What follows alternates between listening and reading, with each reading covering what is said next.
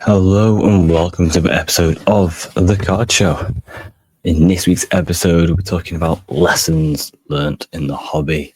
Due to sort of feedback from the podcast a couple weeks ago, I talked about some lessons and helping some beginners out. People ask sort of lessons I've learnt. Not so much else, as there's loads of them, don't get me wrong. But I always say you win or you learn. And there's a lot I've learnt throughout the way, and people obviously liked that episode. So I'm going to only do a few points on this one.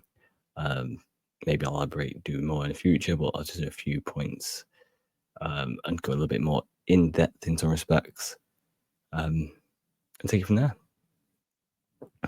So, without further ado, there's no order either. There's no particular order. But if you're new to the hobby, or even if you have been sort of grinding investment purposes, trying to flip, trying to make that second income, where it may be, you might learn something, you might find that aha moment. So here we go. We'll start with the right player and the right card. I think it's very easy when you come into the hobby, or you get back into hobby, or you hear Gary Vee, or you hear XYZ, or you see XYZ influencer, or whoever it may be, promoting the latest product, the latest thing, that, the other. Sometimes you just think the whole thing's golden, right? They're releasing this, and they've got XYZ down, opening the products. It's all over socials and This is it's also reselling for double the amount. Every card now is gonna be golden. There was, during the COVID times when a lot of people did get into the hobby, there was some sort of times like that. There was certain boxes. I think it was the Joga Bonito, I think it was called. I think it was like Roberto Firmino's curated set, and that was like kind of like crazy because it's like mid of COVID. Liverpool just won the league for the first time. In a long, first Premier League title they'd won. So it's kind of crazy. And a lot of them cards, obviously, the autos in there. A lot of cards were sort of crazy, from a sort of UK perspective, obviously. And I understand, so you can get carried away and buy random players because it's part of a set. The latest thing, you may enter a break, which we'll talk about later. And again, this is if you're trying to sort of use these as investments, right? If you're trying to make money back. If you're a personal collector, then it's perfectly fine. If you like the latest thing that's on you, I'll touch on that in a second. But purely from the investment side of things, it's the right player to make money on, and obviously the right card, because even if we get the right player, let's go. We can go through any sports. If you go through basketball right now, you'll see Wembanyama is still in very hot. I think going back into this new season. I believe they signed De'Aaron Fox as well, so we know it's sort of De'Aaron Fox. They've got I want to say Stephon Castle, but I'm not sure what's his name. He might be last year's Rookie of the Year. It's a kind of exciting team there. There's a little bit of hype with the Thompson brothers. Cade as well, Detroit, because they sort of turn things around. Obviously, OKC hype at the moment, so Shea is high. Ant-Man, there's a lot of franchises, a lot of teams have that sort of star, right? It doesn't mean that every card for that star is great for investment purposes. We know this, well, you may or you may not know, is obviously you have the base cards, and they are printed till the nth degree. They're in plentiful. Doesn't mean there's not opportunities there. If you've watched On the Lookout, the data side of the video I do on Fridays, you'll see that consistently base will probably be one of the cards that sells most in the hobby. It's a very liquid card, especially when any product is new. And it's sort of a rookie chase. As soon as the product comes out, you will see thousands of any of those players you talked about of their cards listed as the base one, and then you'll start getting the more rarer ones, obviously less so, because obviously they're plentiful of the base cards. So they built the search engines, and people still buy them. They're not usually they're a couple of dollars. Sometimes people can get giddy. We saw it with Mac Jones a couple of years ago, where I think it was his base Donruss was going for horrendous amounts. I think it's like one of the biggest fall offs in like the modern card history. Maybe I don't know. It's crazy. So again, there's opportunities in base, but very, very rare, I would say, to make big money like the Mac Jones scenario, because again, it's a card that is printed plentiful. There's obviously the raw to grade option, getting it graded and trying to cash in first there. Sometimes that can play off really well. Where the base can go for upwards of like $100. You'll see a few that it isn't uncommon to have a base rookie card being first into the market going for that sort of price. You usually find a few, anywhere from 70 to 100. And you think if you've got a base card for $2 or $3 and you spent 15 grading it, you're in it for $20, and you can make 3 extra money. That's great. Doesn't happen all the time. Sometimes you'll see that card, especially if it comes back at 9, go back down to sort of the $10, $15 if you're lucky, area. And then sometimes you'll just see it sit because people won't want to buy it, because now we're starting to see the influx of rarer cards of them, right? The silvers and that sort of stuff. And then again, silver is something it's like a weird spot in the hobby, because it's not short print. Well, it's not super short printed, and it's not like short printed where you don't see it often. It's very liquid, very transactionable. You see it a lot, but it's still rarer than the base. Kind of looks a bit nicer, and it's similar with the optic hollow, I suppose, optic base. So there's them little differences you look for. I always try and steer people to numbered, but again, not all numbered cards. And I think what you'll find is, if it is purely for flipping, you're going to see sort of the same products do well consistently, right? You'll see Prism will do well. People like Prism, people like Design, more often than not. Optic's the unusual one. It does kind of do well. It has a lot of crazy inserts.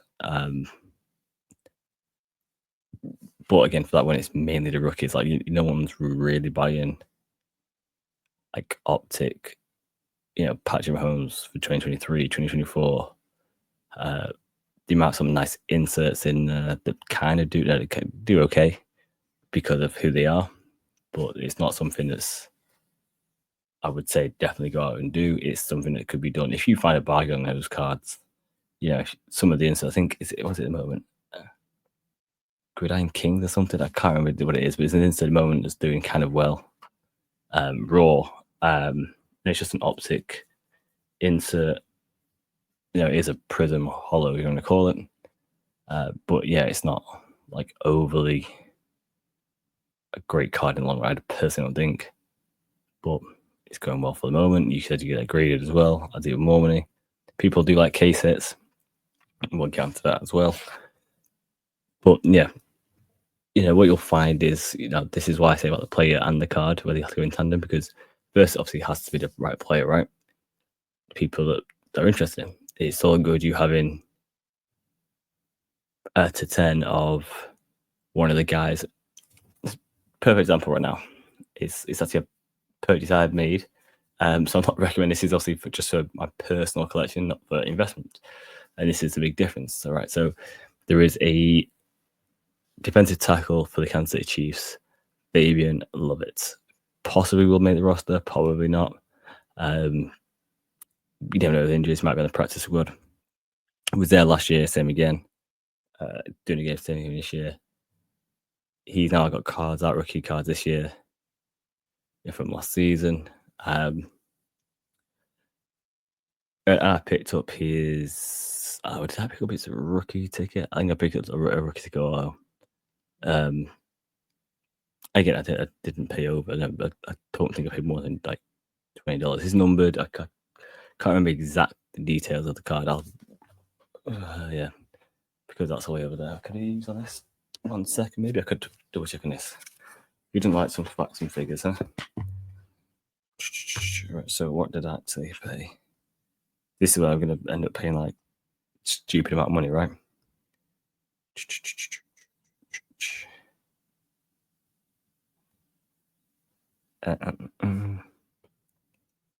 Right.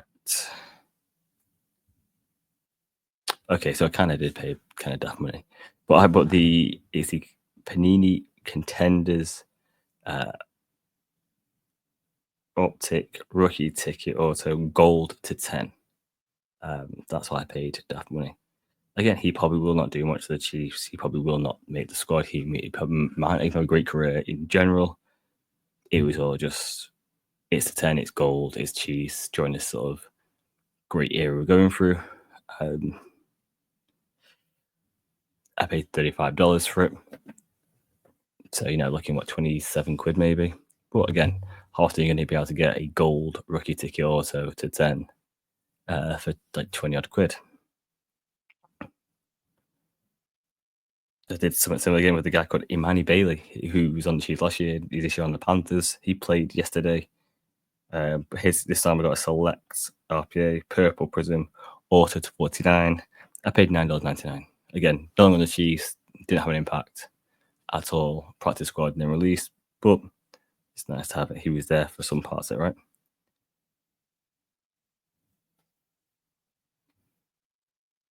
But yeah, again, that card, the Contenders Optic is not going to be worth a great deal as an investment. It's going to be hard for me to sell. Again, it may get other people that are similar to myself, but it's few and far between. Where that has been Patrick Mahomes, Caleb Williams, Jaden Daniels. You can imagine the influx of buyers that would be interested in that player and the card. So yeah, you'll find certain sort of brands like it's you want to be sticking to sort of what your budget is. If you've got a decent budget, then obviously you've got higher end cards, the National Treasures, the Flawless, Impeccable, for instance. These are sort of a higher value card, kind of low numbered autos also do well. Patches are in a different moment because we're going through this weird stage of not being associated, not meaning anything. I don't say lower, but less of a budget. Your budget isn't high. Prism is very liquid, very light set. Select, Mosaic to an extent. People like Mosaic. And again, I think there's a lot of inserts as well, whether it be stained glass. So you really have to know the hobby. And I think this is why a lot of people, who get into it by listening to people like Gary Vee, and I don't want to keep saying his name like it's like I'm hating on him. But for someone who's kind of not like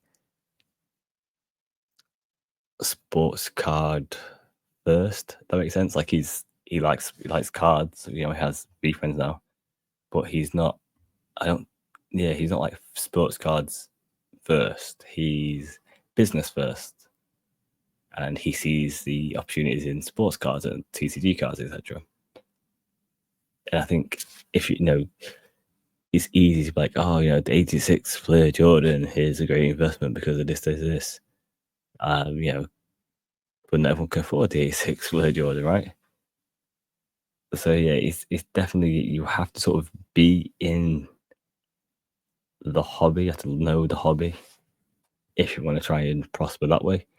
Obviously for myself, who's uses a lot of the capital from flipping cards to fund my own personal collection, means I'm quite, I'm in the hobby quite a bit, because I'm obviously looking for the cards I want for my collection, so I'm deeply involved in it, whether it be for my next pickup or for everyone going through Legends. I picked up an older card.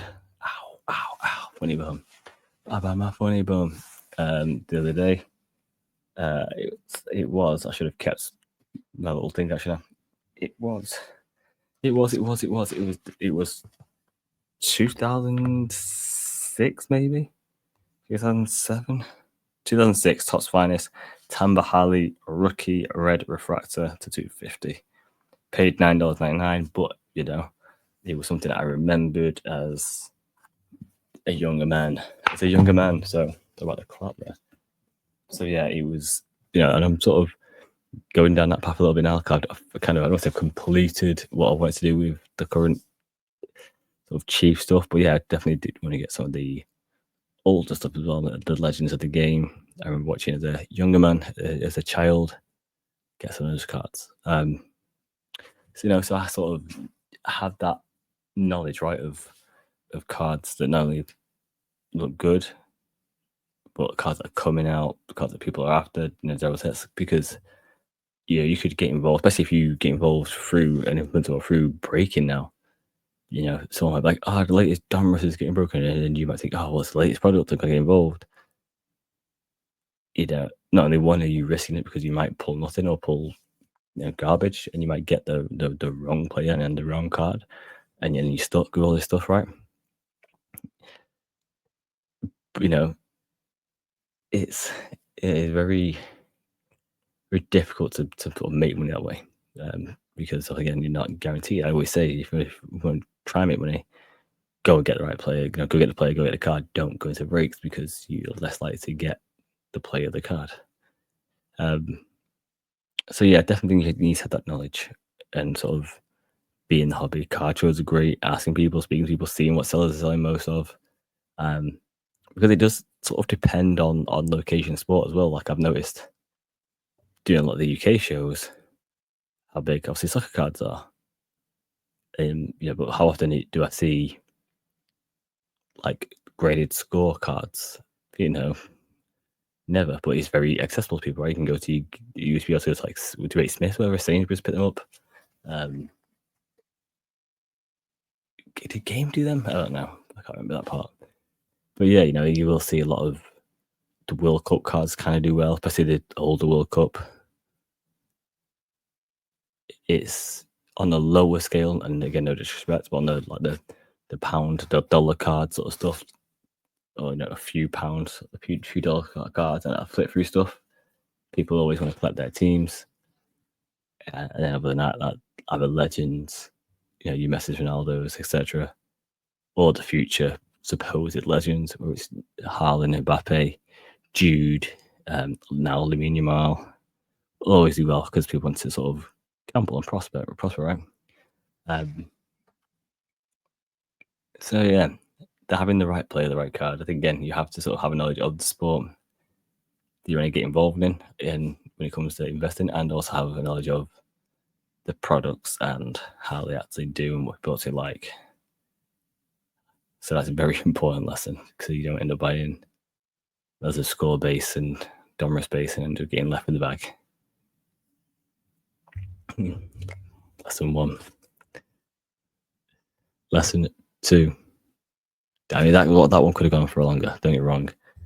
I just kind of I want to condense and sort of just get to a point with it. But yeah, lesson 2, should we say, is card shows move out. I think card shows are very important. Doesn't mean every card show is perfect. Doesn't mean every card show is the right show.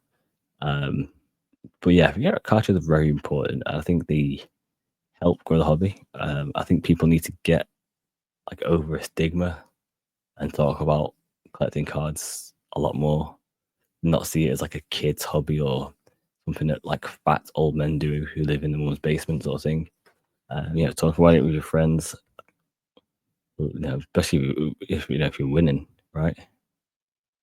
If you're making money, your friends want to get involved. They want to make money. It's more money in the hobby sort of thing.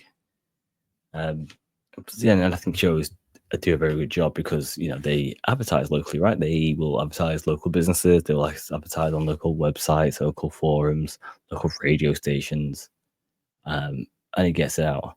Yes, we do see sort of a more of an influx on the TCG side, but I do also believe that card shows that do hand in hand, sports and TCG, will help grow both sides of the hobby, right? Because today's Pokemon collector could be tomorrow's sports card investor, and other way around as well, right? The young kids that like football may like a TCG made like One Piece. You know, in a couple of years' time, they may want to go back to Pokemon or Yu-Gi-Oh, wherever it may be. You know, Magic the Gathering for the artwork. You know, so there's that aspect of it, right? I think when you separate them and do smaller shows, they're great and they have their purpose. And I think that's what they are, right? They're smaller shows. You usually have less of a budget, usually because you're only supplying to 60 sports vendors to maybe buy 2 tables each table here. So you maybe sell 100 tables plus, and that sort of they all advertise their sort of people on socials, but that's the sort of same sort of people. And you go to it and it's all not the same people, it's all full of sort of card collectors, if that makes sense. Or people are in it.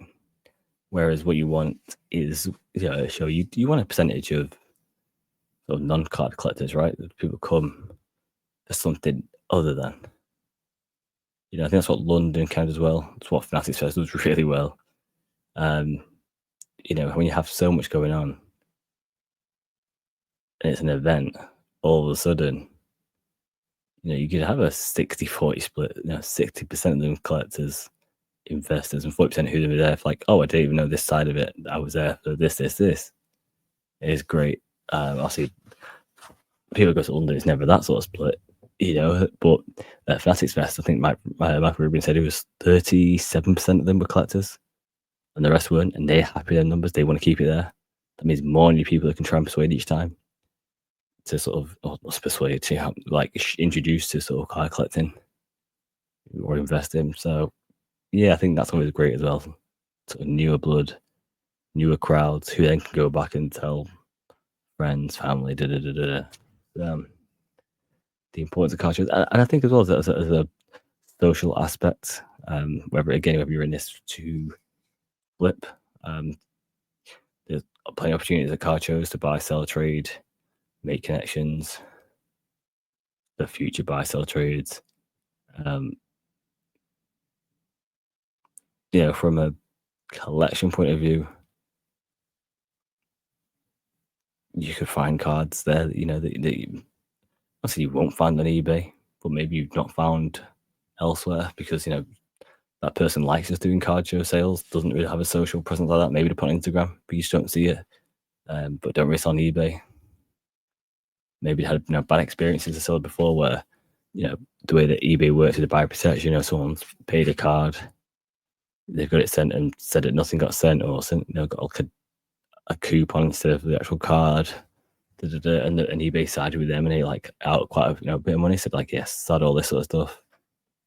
I think now there's that many sort of platforms to sell on, right? MySlabs, ComC, eBay, whatnot, Fanatics Live, card shows. That sometimes cards do just sort of get lost in the wilderness, and sometimes, especially if it's a low number, did you just go to the collectors early on and you never see them? That's just the way that is, right? It's the unfortunate side of things. But you go to a show, and then sometimes they may not even want to sell at the show, but they'll have it. At least you have the opportunity, right? You have the opportunity to see it. You know where it is then. You might build a relationship with that person. And maybe, you never know what goes on with their financials, whatever, or whether they're just not interested in PC and that play no more, that team no more, that set no more. And they might be like, hey, I know you're interested one time in this. Are you still interested? Here's my price. And then you get it in the future.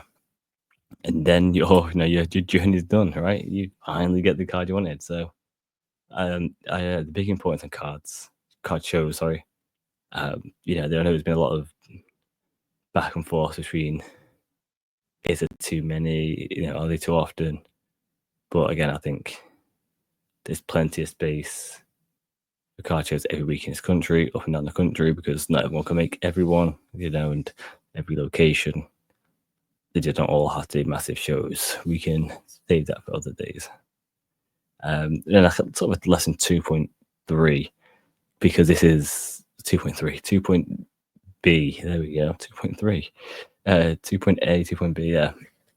A side note, because it's obviously less of an impact currently, but card shops will be similar to card shows. They're a massive part in what they're doing for growing the hobby in those little communities they're in. I think we'll probably, I think we might see a few more pop up. I'm not sure how many, but I think we will see a few more pop up. I do think Fanatics have sort of slowed down. I think Fanatics didn't come. I think we'd see a few more pop up, probably a lot quicker. But currently, it's Sports Cards Direct in Plymouth, Sports Trading Cards UK in Kent, Kaboom in London, Trade Wheat in Loughborough, Triple C. I think it's like right next to it, like it's in Loughborough area, Leicester, Syston, boom. And then after that, it's just down. I was like going up, or going from the bottom of the country to the top of the country. I don't know if that's like actually accurate how I did that then. I feel like it was in my head. But yeah, that sort of it. I think we would have had more if Fanatics didn't come. Obviously, Fanatics in London as well. But I think Fanatics being in London has kind of halted a lot of people because of, I can imagine there being a bit weird with distribution for starters. They're doing a lot of events. They're getting a lot of backlash, and rightly so, for how they're handling things, how they're doing with things. But yeah, it's, they, other than Fanatics, or barring Fanatics, the independent sports cards stores a very, very big part. Same way card shows, right? Getting out there, helping grow, more bringing more money in. And obviously you'll find them at shows, and sometimes they'll liquidate, so they give that option as well, which helps a lot of people. So yeah, I'm gonna put sort of them in there. I mean, I've never personally used a card shop owner to liquidate. I've never gone like, hey, I need to cash out, liquidate, took loads of cards, etc. But I believe they do this. It always helps. Find out more about that. Already done half an hour. I wanted this piece sweet and concise. Didn't work out too well, did it? Lesson 3. I might leave lesson 3 so it's not too much, and do another part and do some more.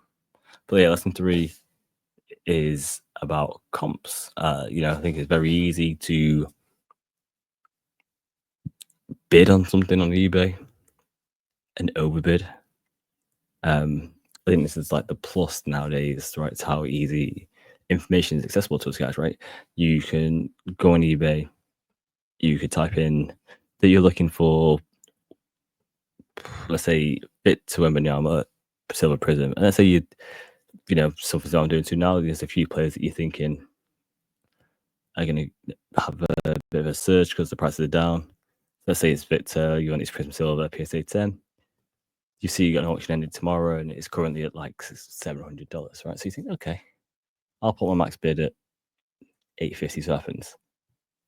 What you could have done, got 24 hours. You go open up a app, whether that's 330 point, whether you look at stay on eBay and go and sold and completed, whether you use Card Ladder, Card Hedge, Market Movers, and use the code Mahomes to get 20% off for life and a 14-day free trial.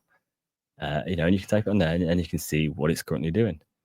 And let's just say the current comps, the last few sales are 725, 750. The card's on a bit of an upward trajectory, but you've gone a bit above. You can sort of caution that by saying, well, it's obviously on the spike because maybe more people are buying it now, maybe more people think about it now because the season's getting closer, or they're seeing pictures of them training, etc. So you can just fight, and vice versa, it's the way around, right? If you see that the comps are 725, 675, and you already see the bids at 700, you might go, hey, this is going the wrong way. Let's see it anymore, and you'll wait for the right opportunity. The other side of that as well, if you're checking these apps, you might see that yes, you might have to pay a little bit extra now, but this time last year, this card was maybe $1,300. You think, well, it might not be as high this time, but even if it gets to 1,000, I'm still a couple $100 in, and that's still a great win, right? You never go broke taking a profit. So comps, and using sort of a marketing tool is really good. Don't get too caught up in a similar show. Don't get too caught up on comps because it can sort of ruin relationships, and that's the biggest deal really. The deals aren't about cards; the deals about relationships, especially at card shows. Because if you go into a card show and you're stuck on a comp, on one last sale, someone might have it up at 50, and one sold like the night before, the day before, or 3 days ago, and it was 46. And you go, well, that's not comps. Really, just over $4, £4. You're gonna do this. What was the other comps? Oh well, yeah, the other comps are up and there, but strike a deal. Hey, Nasty is there. Would you do something if I bought this, that, the other as well? Could we get movement on all 3 cards, sort of thing? Or just happy to pay the extra $4 and think, hey, what's the $4 or £4? Speak to the person. Oh man, let them know. Hey, this is might be on downward trajectory. This, I don't know if he's injured or what's going on here. And they might look at the comps and go, oh yeah, it has dropped that one. Whereas the other 2 were a bit higher. I wonder if it's they might know something. They might say, yeah, he's got injured. It's a bit of a bad time. Or they might say, oh, I don't know, it's just a one-off. This is where I'm at. If you're happy, they might even drop it. I could go to 58. They might. But don't sort of get too, I want to say, up yourself. But like up yourself, right? About, but the last one sold at 44, 46, whatever it may be. This way you should be at. It's demanding it, right? You'll just give a bad impression to that seller. Be difficult to make deals with them in the future. They may also tell people, hey, this guy was a bit of an a-hole about this. For the sake of like $4 or $5, when you could have just been nice, asked questions, even deal stuff in. It's a lot easier when you deal in a few cards as well, because then you can sort of say, hey, this one's up now 44 now, this one's now with this. What'd you do for all of them? And they might be honest with you and say, hey, unfortunately, I'm in it for this. Could you meet here? And so yeah, so it's important to use comps as a guideline, not as a, I don't say target, but it's not like your limit, or maybe limit's the right word, I don't know. Because like I said before, sometimes you can think, well, it's going up. Maybe I'm just gonna pay a little bit extra, but there's still room to make money on. So yeah, well, I hope you kind of enjoyed these 3 little lessons. If you're new to the hobby. Again, more for investing. If you're into collecting, these lessons are a whole lot easier, right? Because when it comes to comps, you're going to pay where you feel comfortable paying them for the card is for your personal collection. If you don't want to pay a certain price for that card, or you don't feel comfortable there, don't pay it. If you don't mind it's a bit over comps, but it's your personal collection, you want to pay it, and you're comfortable paying it, pay it. If you're personal collecting, you want to go to shows, and you got the money to go to shows. Whereas if you're an investor, you got to think about the travel, accommodation, as opposed to trying to find the card on social media, eBay, ComC, etc.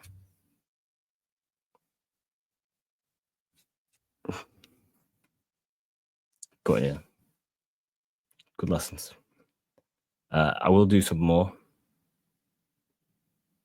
I don't know when. There'll be some guests coming soon as well. But yeah, hope these help. That's what it's there for. Just giving back to this hobby. It's given me so much. So take care. I'll see you guys soon. Peace.